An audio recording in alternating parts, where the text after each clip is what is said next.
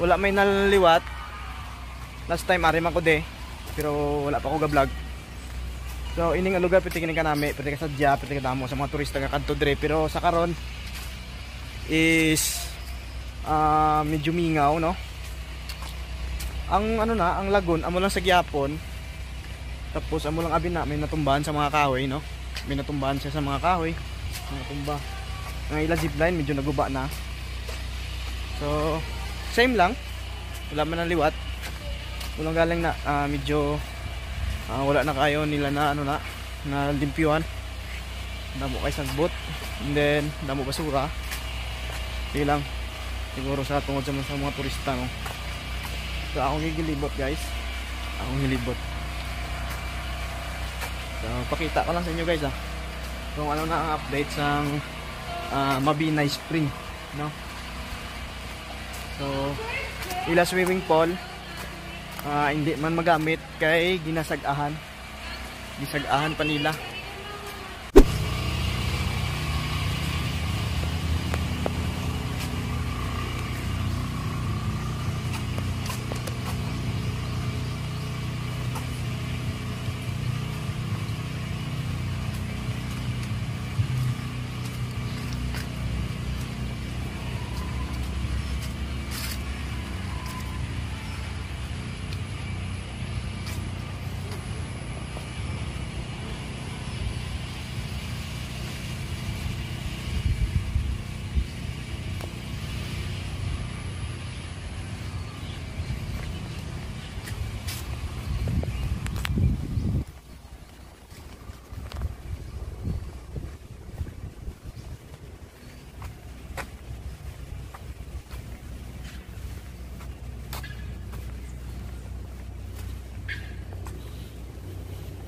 So dako sa isa.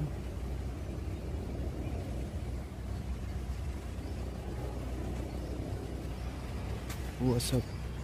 Ano magila.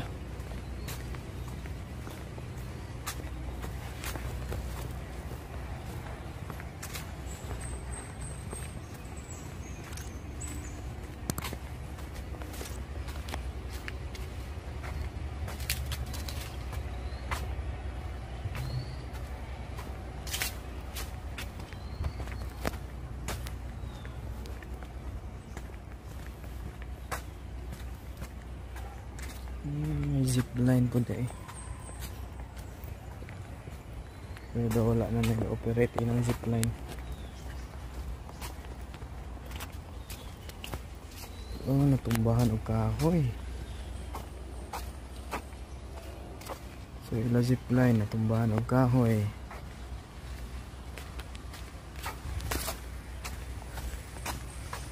So guys, ari ta digali karon guys, guys, Mabinay Spring. So muna na yung itsura sa Mabinay Spring, guys, 2024, no? So muna na siya.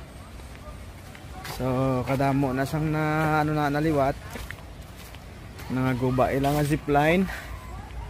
Ang lagon amo lang siya gyapon, pero may nangatumba nga mga puno sang kahoy nga dagko gid.